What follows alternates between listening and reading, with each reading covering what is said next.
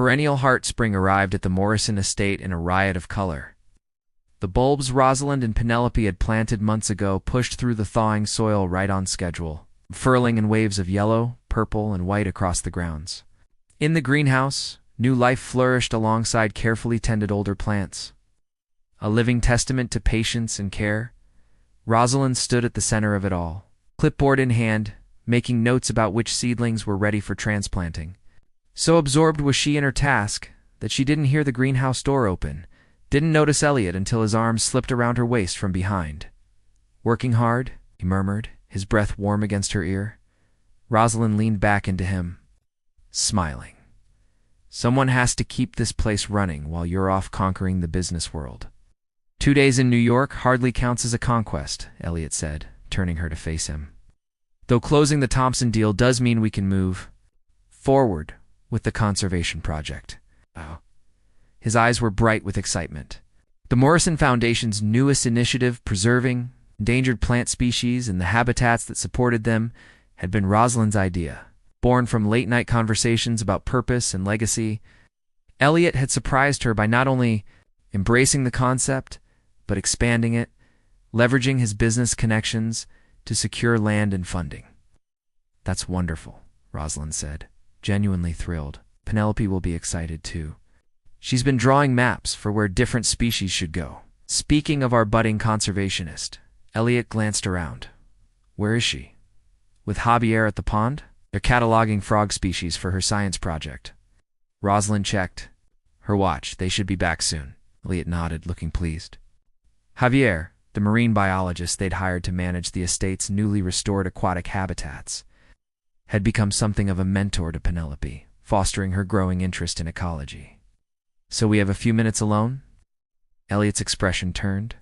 "Mischievous, Mr. Morrison," Rosalind said with mock severity. "Are you suggesting we misuse company time?" His answer was to kiss her, softly at first, then with an intensity that still surprised her, even after 6 months together. Rosalind let her clipboard fall to the bench beside them, her hands finding their way to the nape of his neck, into his hair. When they finally pulled apart, she noticed something different about him, nervousness beneath his usual confidence. "What is it?" she asked. Elliot took a step back, reaching into his pocket.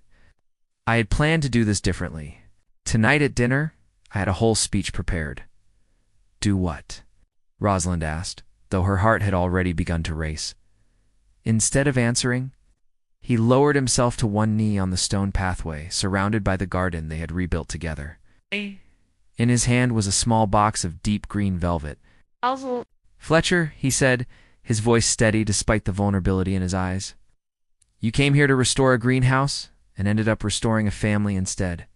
You taught me that grief doesn't have to be the end of joy, that healing isn't betrayal, that love can grow in the most unexpected places." He opened the box, revealing a ring of platinum and emeralds. "Will you marry me?" For a moment, Rosalind couldn't speak, overwhelmed by the journey that had brought them here from broken glass and guarded hearts to this moment of perfect clarity.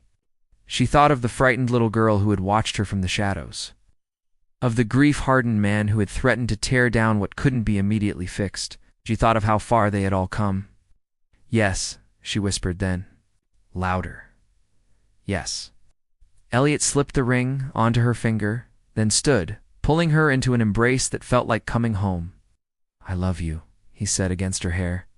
"More than I ever thought possible again." "I love you too," she replied. The words still new enough to feel miraculous each time she said them. A delighted shriek broke the moment. They turned to find Penelope in the doorway, mud-splattered and beaming. Javier standing behind her with an apologetic expression. "Sorry," the biologist said. "She insisted on showing you the tadpoles right away." But Penelope wasn't looking at the jar of pond water in her hands anymore.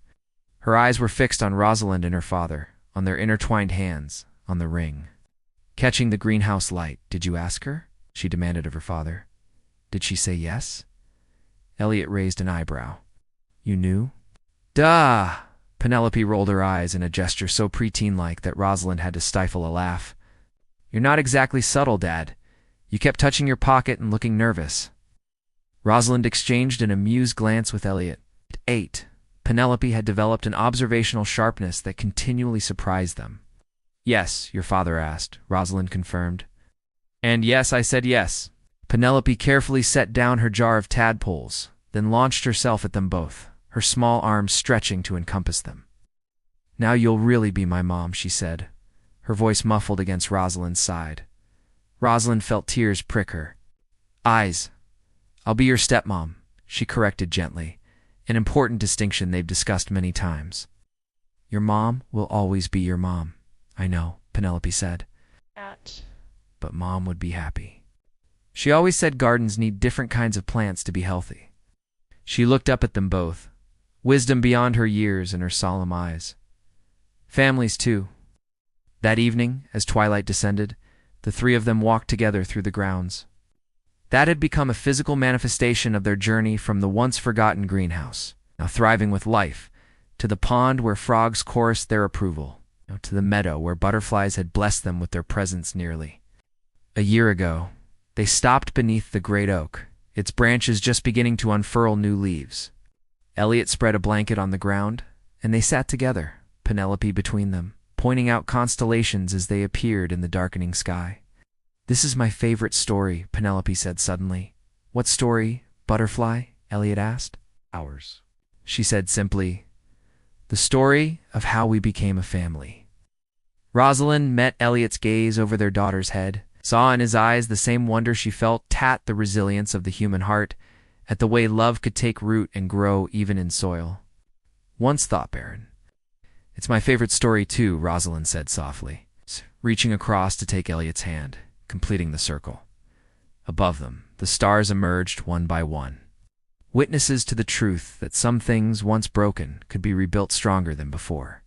Not the same, never the same, but whole in a new way, complete, a garden of perennial hearts, returning season after season, weathering frost and drought, always finding the light again. Seeds of connection. The morning dew had barely settled when Rosalind arrived at the greenhouse, arms laden with seedlings. She stopped short at the entrance. There, in the corner where she'd been working yesterday, sat Penelope Morrison, small, fingers tentatively touching the soil. "Good morning," Rosalind said, keeping her voice light. "You're an early gardener." Penelope didn't respond verbally, but her eyes, startlingly like her father's in color, but softer, questioning rather than demanding, followed Rosalind's movements as she set down her supplies. "I brought friends today," Rosalind continued, unwrapping the delicate seedlings. "This is lavender. It'll smell wonderful when it blooms. And these are forget-me-nots. They're tough little things, grow almost anywhere." Penelope inched closer, her curiosity visibly battling with shyness. "Would you like to help them find a home?" Rosalind offered the smallest plant, a forget-me-not, with tiny heart-shaped leaves. To her surprise, Penelope reached out and took it, cradling it with unexpected gentleness. Rosalind demonstrated how to dig a small hole, and watched as Penelope mimicked her movements with painstaking care. When the child patted the soil around her plant, a ghost of a smile flickered across her face. "Perfect," Rosalind whispered. "Now it needs a drink." She passed a small watering can, and Penelope poured carefully, her tongue caught between her teeth in concentration. When she finished, she looked up at Rosalind with something like pride. "You've given it exactly what it needed," Rosalind said. "That's the secret to helping things grow. Paying attention to what they need, not what we think they should have." For weeks, this became their ritual. Penelope would appear, sometimes as Rosalind arrived, sometimes materializing silently mid-morning. They worked side by side, Rosalind chatting, Penelope responding with nods, head shakes. In the occasional almost smile, the greenhouse began to transform.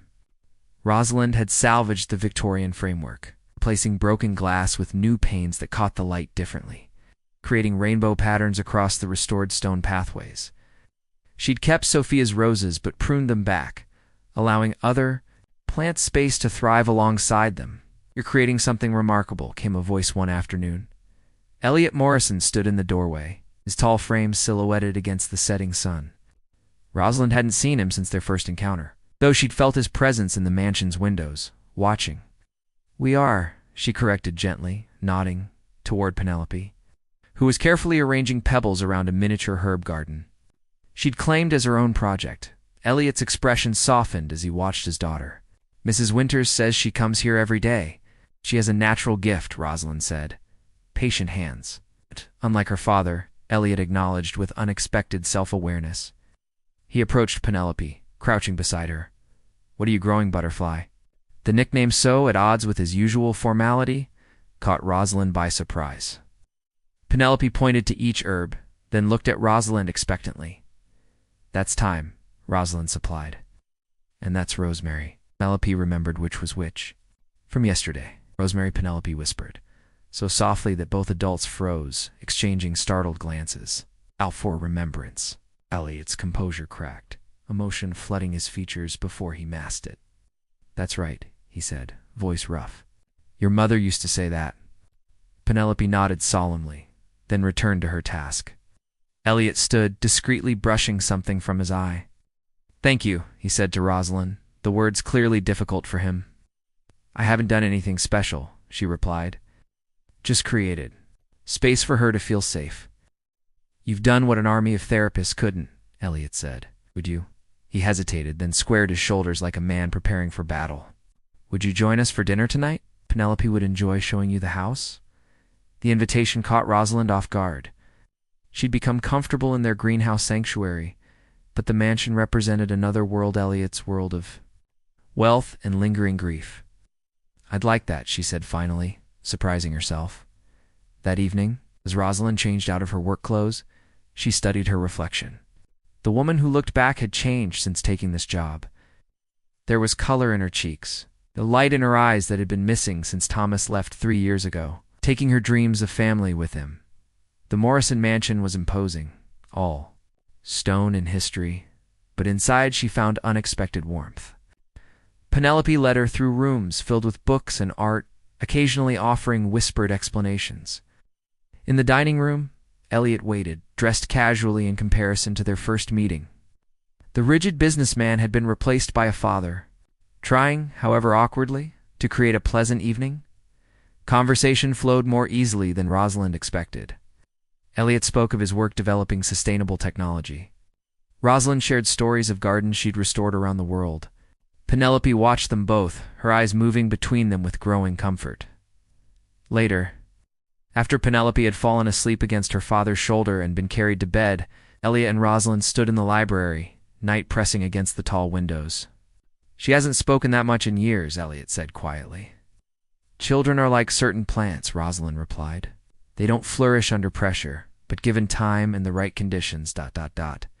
She trailed off, aware of how close they were. Standing, of the way Elliot was looking at her not as an employee, but as a woman who had brought something irreplaceable back into his home. And what about you, Rosalind? He asked, her name sounding different in his voice. What conditions? Do you need to flourish? The question hung between them, filled with possibilities neither was quite ready to name. The forgotten greenhouse, the iron gate, groaned under Rosalind Fletcher's touch, protesting years of neglect. Beyond it stretched what must have once been a magnificent Victorian greenhouse, now a cathedral of broken glass and untamed vines. At 34, Rosalind had restored many botanical spaces, but this was something else entirely. It's worse than the photos, said Mrs. Winters, the housekeeper, her thin lips pursed in perpetual disappointment. Mr. Morrison doesn't. Come here, not since.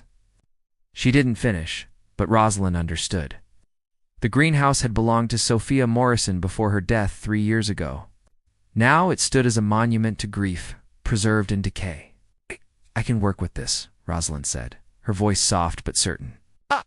Botanical restoration wasn't just her profession. It was her refuge, her way of healing after her own losses.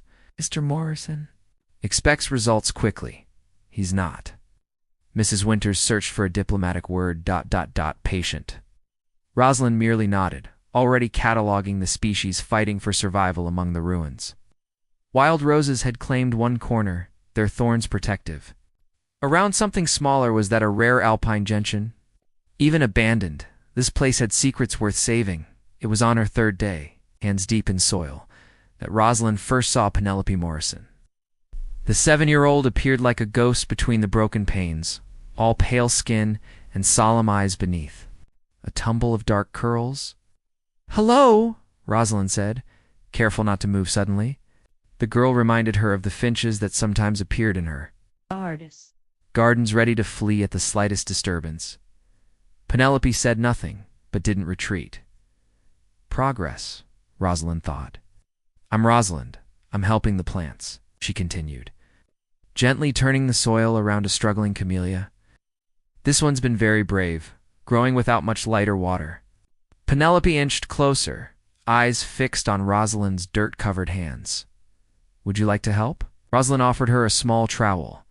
The girl's hand hovered, uncertain, then withdrew.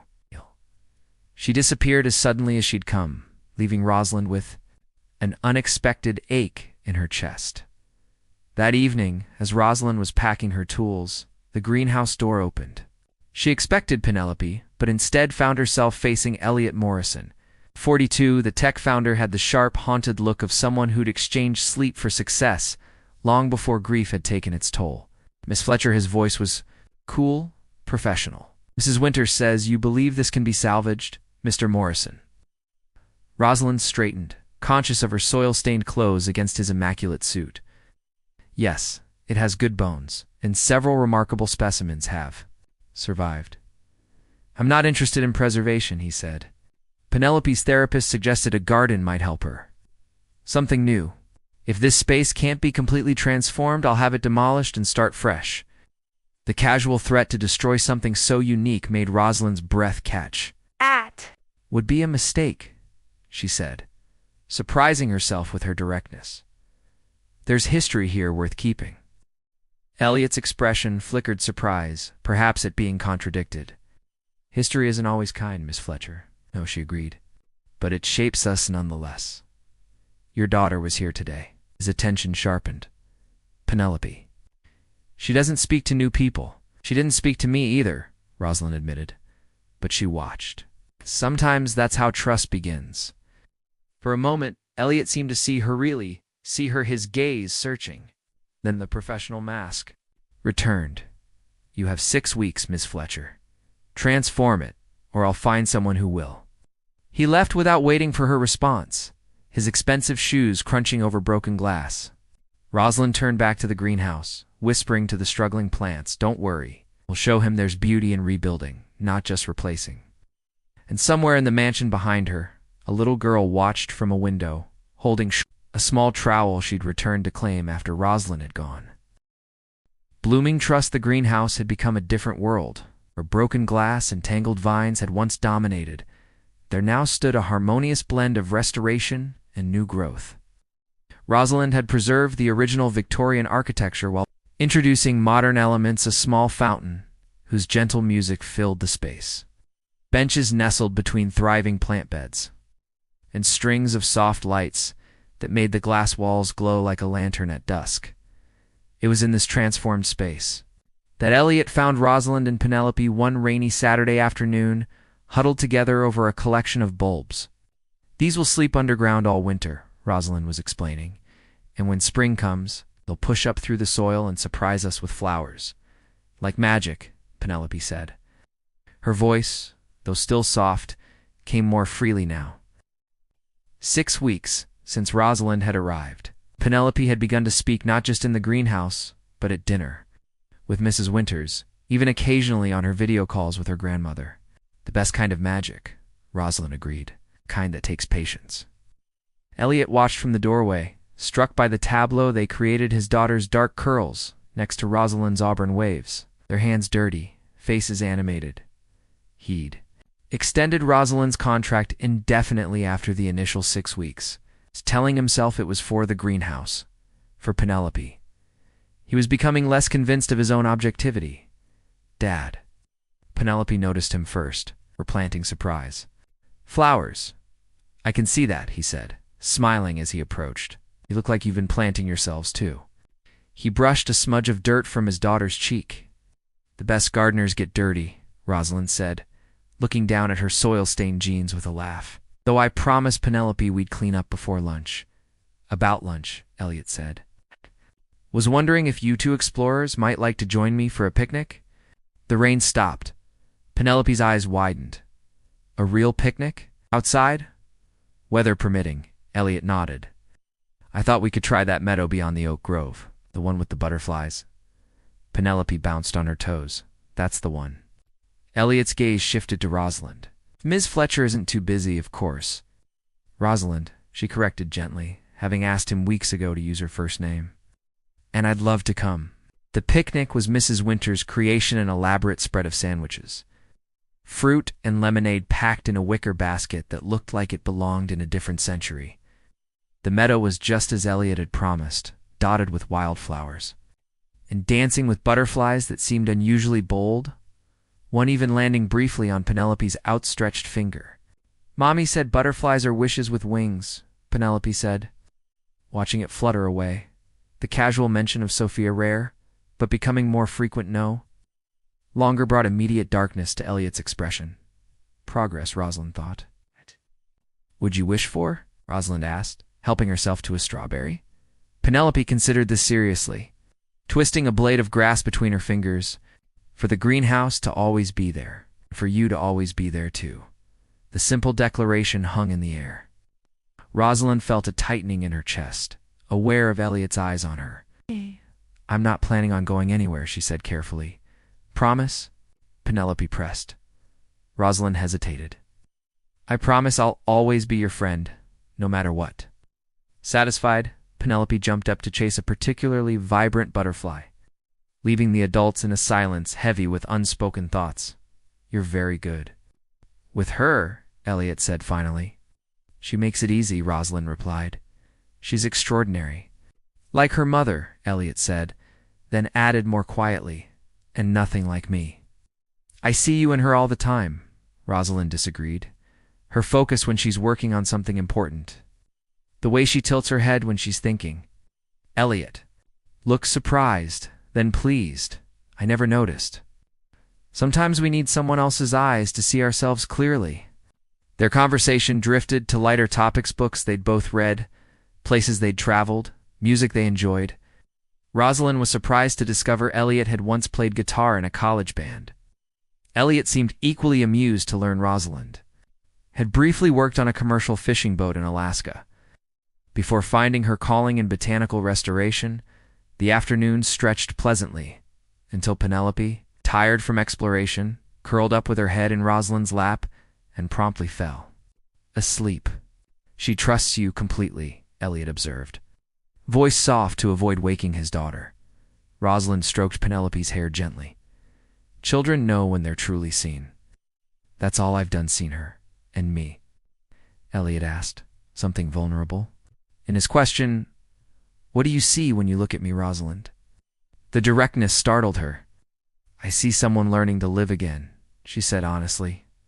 Someone braver than he thinks. Elliot moved closer, careful not to disturb Penelope. His hand found Rosalind's, their fingers intertwining atop the picnic blanket. I wasn't looking for this, he admitted. For you? Neither was I, she whispered.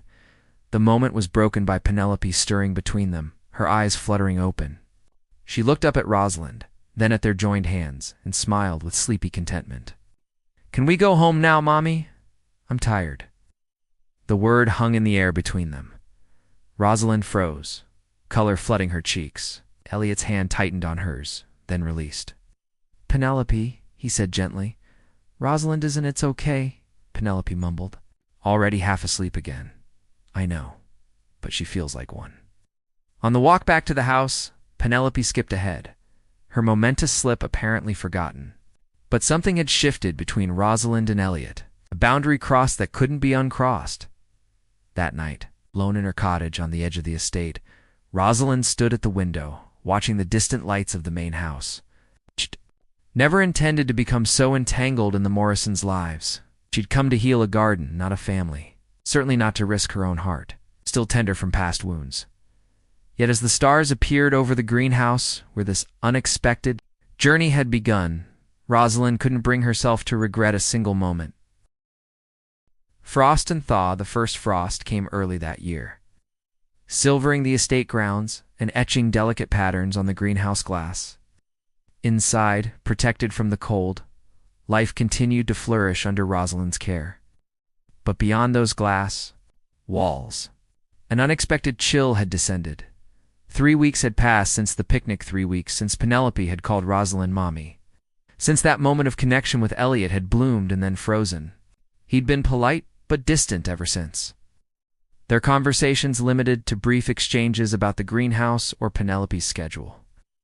The dinners they'd shared regularly had stopped without explanation. Rosalind told herself it was for the best. She'd overstepped, allowed herself to become too enmeshed in their lives. Yet Penelope continued to seek her out daily, bringing drawings, books, questions. As though determined to maintain the connection her father seemed intent on severing. Miss Fletcher. Rosalind looked up from the orchid she was repotting to find. Mrs. Winters standing stiffly at the greenhouse entrance. Mr. Morrison would like to see you in his study. Something in the housekeeper's tone sent a ripple of unease through Rosalind. Is everything all right? It's not my place to say, Mrs. Winters replied, her expression carefully neutral. The walk to Elliot's study felt interminable. Rosalind catalogued possible reasons for the summons, each more concerning than the last. Had Penelope said something? Had she herself crossed some line she wasn't aware of? Elliot stood at the window when she entered, his back to the door, shoulders rigid beneath his tailored shirt. On his desk lay a stack of papers. You wanted to see me? Rosalind said, hating the uncertainty in her voice. Elliot turned, his expression unreadable. Yes, thank you for coming. Formal, distant, the businessman, rather than the man who had held her hand in a sunlit meadow. I've been reviewing the estate budget. Not what she'd expected, I see. The greenhouse restoration has gone well beyond its original scope. The ongoing maintenance costs are significant. Rosalind felt her spine stiffen. The changes were approved. You signed off on every addition. Nevertheless, Elliot gestured to the papers. I think it's time to reassess the arrangement.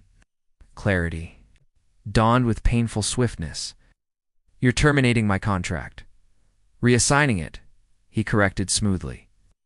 I've spoken with Hillcrest Gardens. They can send a team once a week for basic maintenance. A team of strangers, Rosalind said, disbelief. Coloring her words, and what about Penelope? She's flourishing in that space. She needs consistency, not a rotating crew of gardeners who won't know her plants or her routines. Elliot's jaw tightened. Penelope will adjust, like she adjusted to losing her mother. The words escaped before Rosalind could stop them. Elliot flinched as though she'd struck him. That's exactly the problem, he said, voice low. You're not her mother, Rosalind. You're the gardener. A talented one, but still an employee. The deliberate cruelty was so unlike him that Rosalind knew immediately it was fear speaking.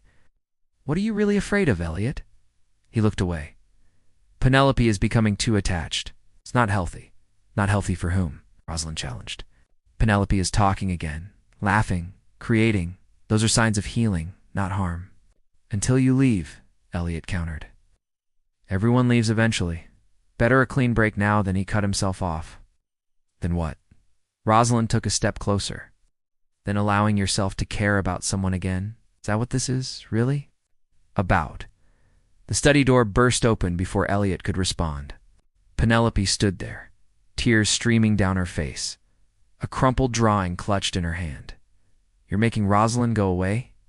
She accused her father. I heard Mrs. Winters telling Cook. Elliot's expression crumpled. Butterfly, you promised. Penelope turned to Rosalind, her small face devastated. You promised you wouldn't leave. Not leaving you, Rosalind said, kneeling to meet Penelope's eyes. I promised I'd always be your friend, and I meant it. But Dad says your dad is trying to protect you, Rosalind said gently, aware of Elliot watching them. Sometimes grown-ups make mistakes when they're trying to protect the people they love. Penelope wiped her tears with the back of her hand. He's scared, she said with startling perception. Like I was after Mom died. But you helped me not be scared anymore. She turned to her father. Rosalind can help you too, Dad. If you let her. The simple wisdom of a child. Elliot seemed transfixed by his daughter's words, something shifting behind his eyes. Butterfly, he said finally, his voice rough. Can you give Rosalind and me a minute to talk? I promise I'll listen. Penelope considered this, then nodded solemnly. Don't be stupid, okay? She told her father with surprising directness. Before closing the door behind her, a beat of silence. Then Elliot laughed a short, surprised sound. She gets that bluntness from her mother. Ah. It suits her, Rosalind said, still standing her. Ground. Elliot moved toward her, stopping when just a foot of space remained between them. I'm terrified, he admitted quietly. Not of Penelope getting hurt, or not only that. He took a deep breath. I'm terrified of wanting something for myself again, of allowing myself to hope. Hope isn't the enemy, Elliot, isn't it? Hope is what makes loss unbearable. His eyes searched hers. I watch you with Penelope, and I see everything Sophia would have wanted for her. And then I watch you walking back to your cottage each night, and He stopped, struggling. I want to ask you to stay, not as the gardener, as ... more. The confession hung between them, fragile as a newly unfurled leaf. I'm not Sophia, Rosalind said softly. I can't replace her. I'm not asking you to. Elliot's hand found hers, hesitant at first, then, sure, I'm asking for something new, something ours. Outside the study window, the first snowflakes of the season began to fall, soft and tentative against the darkening sky.